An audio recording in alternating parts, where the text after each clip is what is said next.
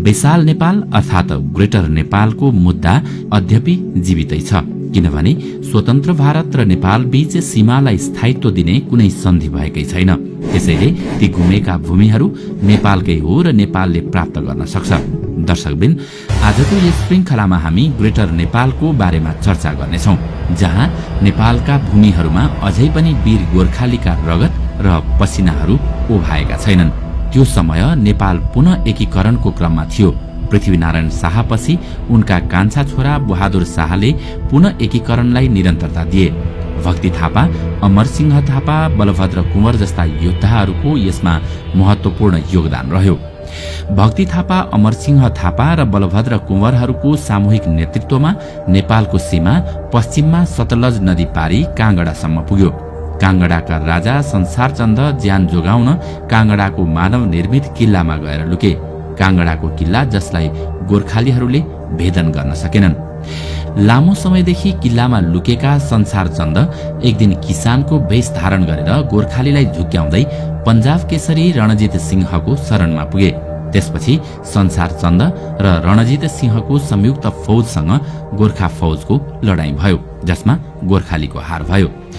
यो निर्णायक लडाईँपछि नेपाली पक्ष सतलज भन्दा अगाडि जान सकेनन्। उनीहरूको देश विस्तार पश्चिममा यही समाप्त भयो। त्यति नै बेला तराईपट्टिको इलाकामा अंग्रेजहरूसित नेपालको सीमा विवाद शुरू हुँदै थियो। बेलायतबाट व्यापार गर्न आएका अंग्रेजहरू भारतलाई उपनिवेश बनाएर बसेका थिए। त्यहाँ शासन सञ्चालन गर्न बेलायतले खडा गरेको थियो ईस्ट इन्डिया कम्पनी। नेपालसित सीमा विवाद बढ्दै जाँदा खुद्रा लडाईँहरू हुन थाले। ईस्ट इन्डिया कम्पनी तिब्बतमा व्यापार गर्न चाहन्थ्यो, तर पूर्वमा टिस्टादेखि पश्चिममा काँगडासम्म नेपालले तिब्बतलाई ढाकेको थियो। उनीहरूलाई तिब्बत पस्न नेपाली भूभाग हात पार्नु अनिवार्य भयो। त्यसैले ईस्ट इन्डिया कम्पनीले नेपाललाई भारत जस्तै उपनिवेश बनाउन निर्णायक लडाईँको घोषणा गर्यो। अंग्रेजले 1814 नोभेम्बर 1 देखि नेपालमाथि आक्रमण शुरू गरे।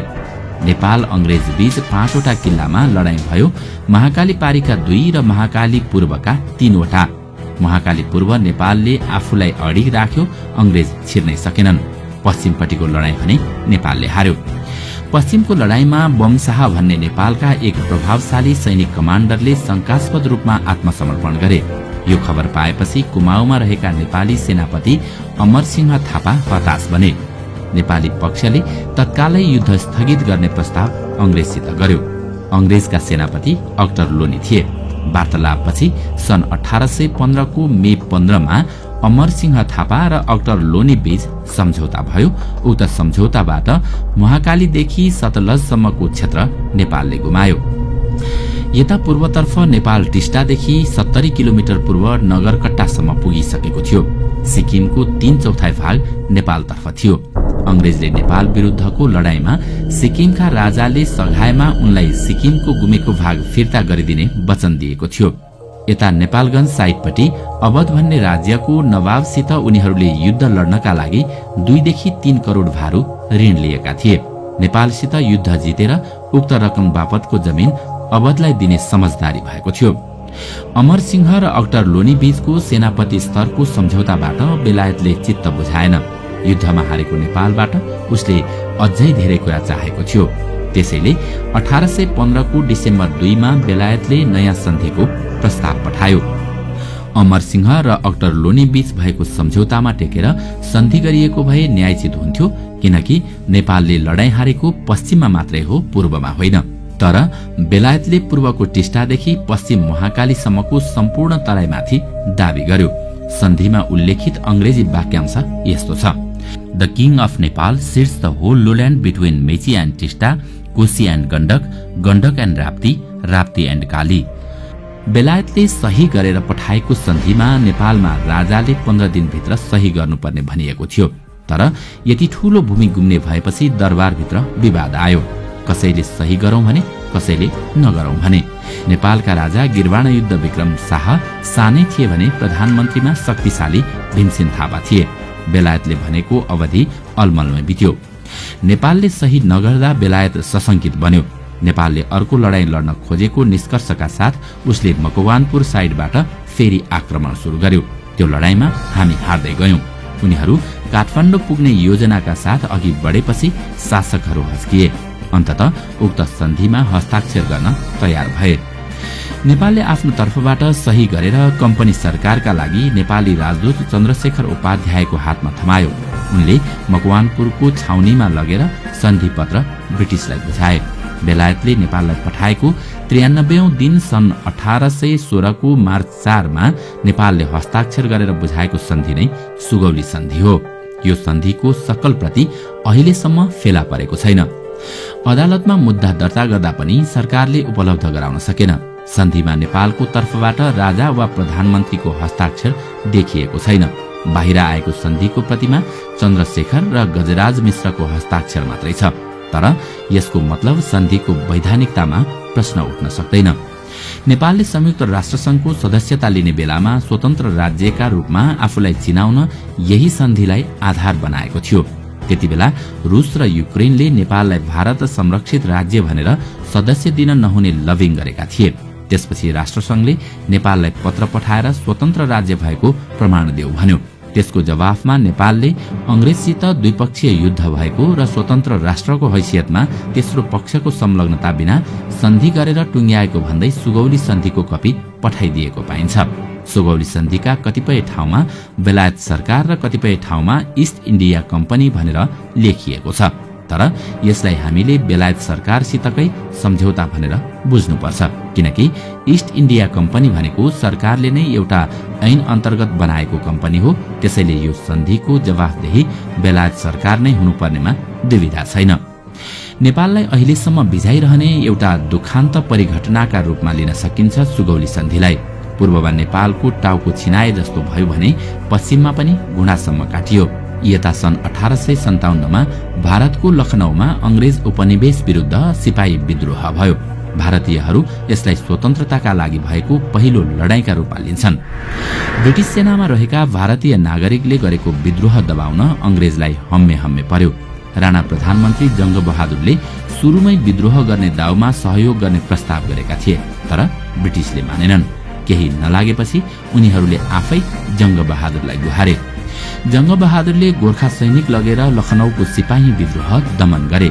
यसबाट अंग्रेज प्रसन्न भएर सोधे, यसको बदलामा तपाई के चाहनुहुन्छ? जंगबहादुरले तुरुन्तै जवाफ दिए, गुमेको भूमि फिर्ता चाहन्छु। सुरुमा सकारात्मक जवाफ दिए पनि पछि उनीहरूले 4 वटा जिल्ला मात्रै फिर्ता गरे, बाँके, बर्दिया, कैलाली र कञ्चनपुर। यस विषयमा 1860 मा सन्धि भयो। यसरी बल्ल हालको नक्सा अनुसार मेचीदेखि महाकालीसम्मको नेपाल तयार भएको हो। नेपाल विस्तार हुँदा यसको क्षेत्रफल 2,04,917 वर्ग किलोमिटर थियो भने अहिलेको क्षेत्रफल 1,47,181 वर्ग किलोमिटर छ।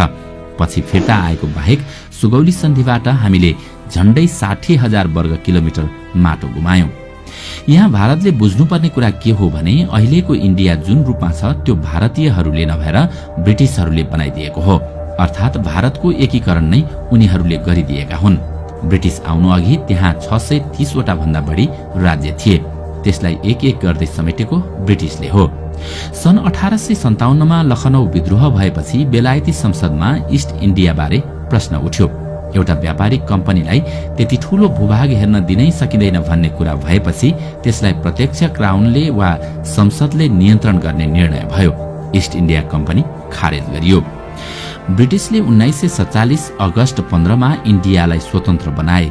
भारतीयहरूले अंग्रेजलाई हामीले लखेटेका हौं भन्ने गर्छन्, तर यथार्थ त्यस्तो होइन। उनीहरूले दोस्रो विश्वयुद्ध जित्यौं भने भारत छोडेर जान्छौं भनेका थिए। बेलायती संसदले सन् 1947 को जुलाई 18 मा इन्डिया स्वतन्त्रता ऐन पारित गर्यो।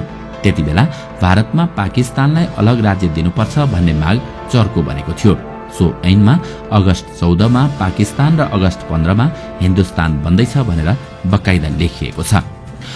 हिन्दू बहुल क्षेत्रलाई हिन्दुस्तान र मुस्लिम बहुल क्षेत्रलाई पाकिस्तान बनाइने ऐनमा उल्लेख छ। जो इन्डिया र पाकिस्तानमा मिल्न चाहँदैनन् उनीहरू स्वतन्त्र हुन सक्छन् भनिएको छ, जस अनुसार जुनागढ, हैदराबाद र कश्मीर स्वतन्त्र रहे। जुनागढ र हैदराबादलाई पछि भारतले सैनिक प्रयोग गरेर जबरजस्ती लियो। कश्मीरले दुवै देशमा गाभिन मानेन, यो मुस्लिम बहुल राज्य हो। पाकिस्तानी सेनाले कब्जामा लिन खोज्दा यहाँका हिन्दू राजा हरिसिंह भागेर भारत आएर भारतमा गाभ्ने प्रस्तावमा हस्ताक्षर गरेका थिए। तर त्यहाँका जनता भारतमा गाभिन तयार थिएनन् र छैनन्। माग अनुसार बेलायतले अगस्त 14 को मध्यराति 12 बज्नु 1 मिनेट अघि पाकिस्तान र 1 मिनेट पछि हिन्दुस्तान स्वतन्त्र भएको घोषणा गरेको हो। यस हिसाबले भारतभन्दा पाकिस्तान जेठो मुलुक हो, तर भारतले चलाखी गरेर पुरानो कहलिनका लागि आफू हिन्दुस्तान नभनेर इन्डिया भन्ने गरेको छ। यहाँ भारत र पाकिस्तानको प्रसंग किन आएको हो भने ब्रिटिशले छोडेर जाँदा आफूले कब्जा गरेको जमिन त्यही रूपमा भारतलाई छोडेका होइनन्। ब्रिटिश साम्राज्यमा गाभिएको भए पनि पाकिस्तानलाई स्वतन्त्र देश बनाएर गए। नेपालको हकमा भने गाभिएको गाभिए रह्यो। नेपालतर्फ भने नेपालले गुमेको भूमि फिर्ता लिने मौका राणाकालमा नपाएको होइन, तर राणाहरूले मौकामा चौका हान्न चुके। भारत र पाकिस्तानलाई स्वतन्त्र बनाएर ब्रिटिशहरू जाने भएपछि दार्जिलिङबाट डम्बरसिंह गुरुङ राणाहरू समक्ष प्रस्ताव लिएर आए। उनले राणाहरूलाई भने ब्रिटिशहरू जाँदैछन्, अब दार्जिलिङलाई नेपालमा मिलाउनुपर्छ। त्यति बेला कांग्रेस राणा विरुद्ध लडिरहेको थियो। गुरुङले कांग्रेसलाई पनि सुझाएका थिए, अहिले राणा विरुद्धको लडाईँमा ध्यान नदिएर पहिले जमिन फिर्ता लिनुस्। जमिन फिर्ता आएपछि हामी 25,000 भूकु गोर्खाले राणाहरूलाई एक दिनमै पल्टाइदिन्छौं। यो कुरा बीपी कोइरालाले नेहरूसित राखे। त्यसपछि नेहरूले राणाहरूलाई कस्न थाले। भारतको बैंकमा रहेको तिमीहरूको पैसा रोकिदिन्छु भन्ने सम्मको चेतावनी दिए। यद्यपि राणाहरूले यस विषयमा कुराकानी गर्न तुलसी मेहरलाई महात्मा गान्धी कहाँ पठाएका थिए। गान्धीले भने, ठिक छ, जमिन तपाईहरूको हो, माग्न सक्नुहुन्छ, तर ब्रिटिशहरूलाई धपाउने आन्दोलनमा सरिक भएको नेपालीले तपाईहरूलाई बाँकी राख्दैन भन्ने चाहिँ सोच्नु भएको छ कि छैन? भारतका स्वतन्त्रता आन्दोलनमा थुप्रै नेपालीहरू पनि संलग्न थिए। उनीहरूलाई देखाएर गान्धीले घुमाउरो चेतावनी दिएका हुन्। आफ्नो शासन सत्ता गुम्ने भएका कारण अन्ततः राणाहरूले आफ्नो देशको भूभाग फिर्ता गर्ने प्रयासलाई जोरदार रूपमा नउठाएको देखिन्छ। इतिहासकार पुरुषोत्तम राणाले अंग्रेजहरू आफैले 3 पटकसम्म हामी भारत छाड्दैछौं, तपाईहरू आफ्नो भूमिमा दावी गर्नुहोस् भनेर सन्देश पठाएको उल्लेख गरेका छन्। बन्दरगाह चाहिन्छ भने बंगलादेशको चटगाउँसम्म दिन्छौं पनि भनेका थिए उनीहरूले। तर गान्धी र नेहरूले तिकडम गरेर यो प्रसंगलाई यत्तिकै मत्थर बनाइदिए। जब अंग्रेजहरू भारतीय उपनिवेश छोडेर गए तब नेपालको गुमेको ती भूमिहरू स्वतः फिर्ता आउनुपर्ने थियो, किनकि ती भूभागहरू नेपालबाट भारतले खोसेको होइन, अंग्रेजले कब्जा गरेको हो। तर नेपालको उदासीनताले गर्दा उसले भारतलाई नै जिम्मा लगाएर गयो।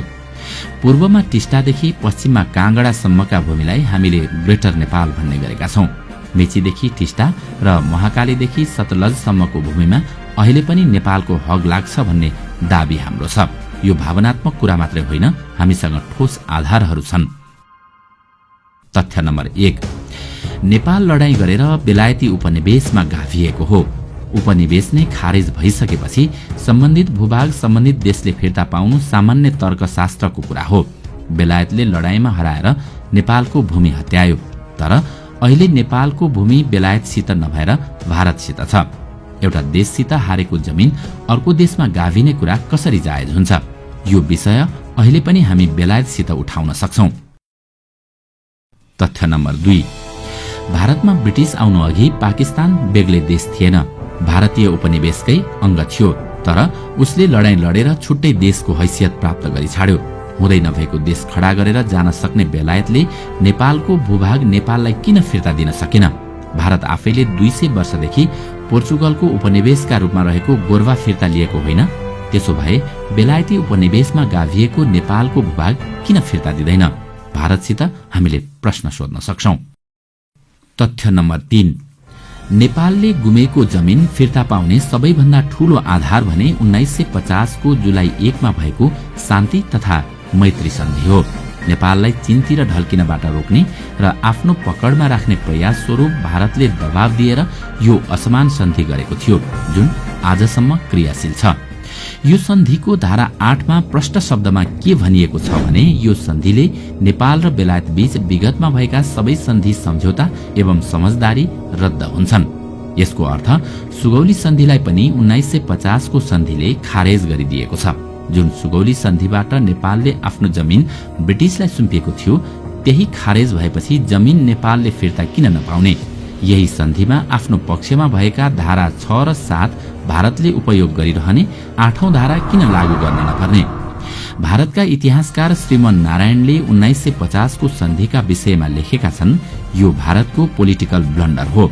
जुन दिन नेपालले यो आफ्नो भूमिमाथि दावी गर्छ, त्यतिबेला भारतसित शक्ति प्रयोगको भाषा बोल्ने बाहेक अरू विकल्प रहँदैन। तथ्य नम्बर 4, नेपाल र बेलायत बीच सन् 1950 को अक्टोबर 30 मा अर्को सन्धि भएको छ, जसको प्रस्तावनामा नै भनिएको छ, नेपालसित विगतमा भएका सबै सन्धिको औचित्य समाप्त भयो, त्यसैले नयाँ सन्धि गरिएको छ। यसको अर्थ बेलायतका तर्फबाट पनि सुगौली सन्धि खारेज भएको छ। नेपाल, भारत र बेलायत तीनै देशले सुगौली सन्धि खारेज भएको स्वीकार गरिसकेपछि त्यस अन्तर्गत गुमेको जमिन फिर्ता लिने आधार मजबुत भयो कि भएन? तथ्य नम्बर 5, संयुक्त राष्ट्रसंघले सन् 1960 मा संसारभरका उपनिवेशहरू खारेज हुनुपर्छ भन्दै एक संकल्प प्रस्ताव पारित गरेको छ। त्यसका आधारमा पनि भारतमा उपनिवेशका रूपमा रहेको भूभाग नेपालले फिर्ता पाउनुपर्ने देखिन्छ। भारत र नेपाल दुवै राष्ट्रसंघका सदस्य भएको नाताले उसको निर्णय पालना गर्नु दुवै देशको दायित्व हुन आउँछ। तथ्य नम्बर 6, अन्तर्राष्ट्रिय दृष्टान्तका आधारमा पनि हामी आफ्नो भूमिमा दावी पेश गर्न सक्छौं। सबैभन्दा ताजा उदाहरण हो हङकङ। 1842 मा बेलायत र चीनबीच सन्धि भएर हङकङ बेलायतमा गाभिएको थियो। उक्त सन्धिमा पनि चीनको बादशाहले बेलायत महाराजालाई सदाका निम्ति यो जमिन छाड्छन् भनेर लेखिएको छ। तर हङकङ त बेलायतमा फिर्ता भयो नि। धेरैलाई लाग्न सक्छ कि बेलायतले हङकङ लिजमा लिएको हो, त्यसैले फिर्ता गर्यो। यो सत्य हो। 1842 मा सन्धि गरेर जमिन लिएपछि 1898 मा बेलायतले चीनसँग जम्मा 10 वर्ग किलोमिटर जमिन लिजमा लिएको थियो। त्यो 79 वर्षको लिज थियो। लिज सकिँदा चीनले पुरानो हङकङ पनि सँगै चाहिन्छ भनेर बेलायतसित दावी गर्यो। बेलायत पनि सहमत भयो। अन्तर्राष्ट्रिय कानूनमा जमिन र माटोको मुद्दा 100 होइन 1000 वर्षपछि पनि उठाउन सकिन्छ। यद्यपि जति ढिला भयो उति कठिन बन्दै जान्छ। हामीले सम्झाएनौं भने हामी पछिको पुस्ताले आफ्नो इतिहास बिर्सन सक्छन् र ग्रेटर नेपाल दिवा स्वप्नमा परिणत हुन सक्छ। त्यसो त नेपालमा पनि त्यस्तो कोही महान पुरुष नभएका होइनन्, तर उनी एक्ला बृहस्पति जसरी यस अभियानलाई काँधमा बोकेर हिँडिरहेका छन् र ती व्यक्ति हुन् फणिन्द्र नेपाल, जसले ग्रेटर नेपालको अवधारणालाई विश्वको विभिन्न मञ्चहरूमा पुगेर आवाज उठाइरहेका छन्। नेपाल र बेलायतको बीचमा भएका तमाम सन्धिहरू रद्द भइसके भनिसकेका छन्। त्यहाँ अल शब्द परेको छ, अल डकुमेन्ट्स आर कन्सेन्ट भनेको छ। तर नेपालभित्रै भने धेरैले यसलाई असम्भव परिकल्पनाका रूपमा लिन्छन्। अहिले भएको भूमि नै अतिक्रमणको चपेटामा परिरहेको र देशको सार्वभौमिकतामा छेडछाड भइरहेको बेला विगतमा गुमेको भूमि फिर्ता होला भन्ने आशा कमैलाई छ। तर यसो भनेर तार्किक र प्रमाणिक रूपमा नेपालको सीधा हक लाग्ने भूभागलाई हामीले सधैँका लागि माया मार्ने हो त? कुनै समय पूर्वमा टिस्टादेखि पश्चिममा सतलजसम्म पुगेको नेपालको भूमि सुगौली सन्धिपछि मेची र महाकालीमा खुम्चिन पुग्यो। सुगौली सन्धिमा गुमेको जमिन नेपालले फिर्ता पाउनुपर्छ भन्ने अवधारणाहरूलाई हामीले ग्रेटर नेपाल भन्ने गरेका छौं।